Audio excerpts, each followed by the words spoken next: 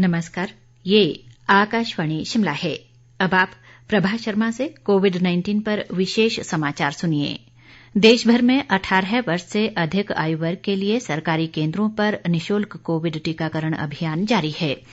युवाओं से आग्रह है कि टीका लगवाएं और अन्य लोगों को भी इसके लिए प्रोत्साहित करें। कोविड स्वास्थ्य के लिए खतरा बना हुआ है, ऐसे में एहतियाती उपायों के पालन में कोताही न बरतें। जब तक जरूरी न हो घर से बाहर न निकलें और 3 सरल उपायों का पालन करें। मास्क लगाएं, 2 गज की सुरक्षित दूरी बनाए रखें, हाथ और मुंह साफ रखें। कोविड संबंधी जानकारी और मार्गदर्शन के लिए राष्ट्रीय हेल्पलाइन नंबर 0112397846 और 1075 पर संपर्क करें।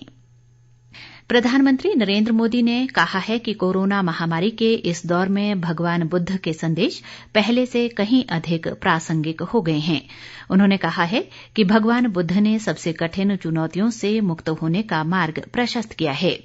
आज आषाढ़ पूर्णिमा धम्मचक्र दिवस पर आयोजित ऑनलाइन कार्यक्रम में अपने विचार साझा करते हुए प्रधानमंत्री ने कहा कि आज पूरी दुनिया भगवान बुद्ध की शिक्षा का अनुसरण कर एक साथ आगे बढ़ रही है।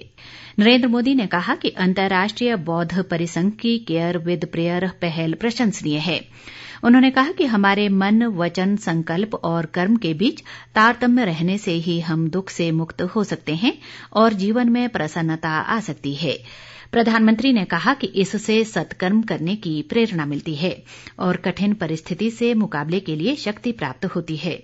उन्होंने कहा कि त्याग और धैर्य की बुद्ध की शिक्षा शब्द मात्र नहीं है, बल्कि इसी से धर्म की शुरुआत होती है और ज्ञान जन कल्याण का पर्याय बनता है। प्रधानमंत्री ने कहा कि संकट की इस घड़ी में पूरी दुनिया ने प्रेम और सौहार्द की शक्ति को पहचाना है। उन्होंने कहा कि दुनिया बुद्ध की शिक्षा को जितना अधिक अपनाएगी और मनुष्यता जितनी समृद्ध होगी, दुनिया में उतनी ही अधिक सफलता और खुशहाली होगी। देश में कोरोना संक्रमण से स्वस्थ होने की दर बढ़कर 97.35% हो गई है। बीते 24 घंटों में 35,087 लोगों ने कोरोना संक्रमण को मात दी है और इन स्वस्थ होने वाले लोगों को जोड़कर अब तक देश भर में 3,05,03,166 लोग संक्रमण से स्वस्थ हो चुके हैं। मौजूदा समय में देश में कोरोना के सक्रिय मरीजों की संख्या 4,20,016 है।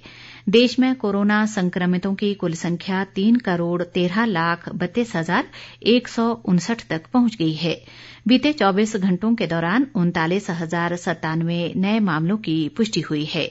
संक्रमण से अब तक देश भर में 4,20,016 लोगों की मौत हो चुकी है।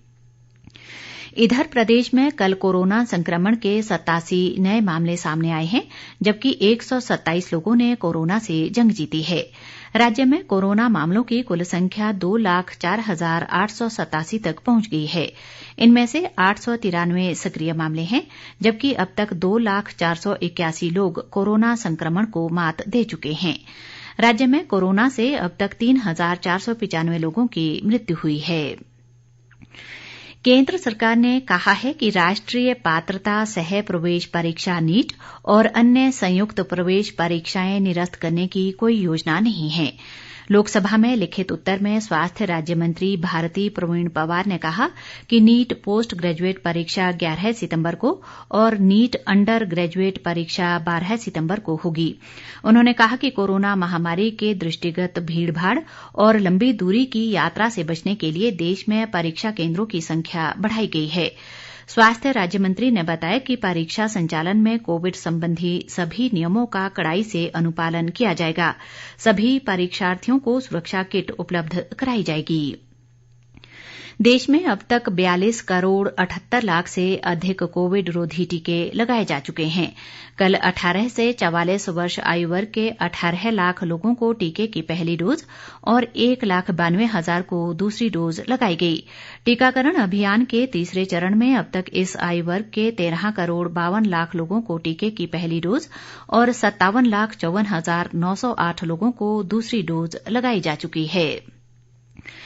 कांगड़ा जिला में 18 वर्ष से अधिक आयु वर्ग और फ्रंटलाइन वर्कर्स के 18,487 लोगों को वैक्सीन की डोज दी गई है। इसके लिए जिले में 104 टीकाकरण केंद्र स्थापित किए गए थे।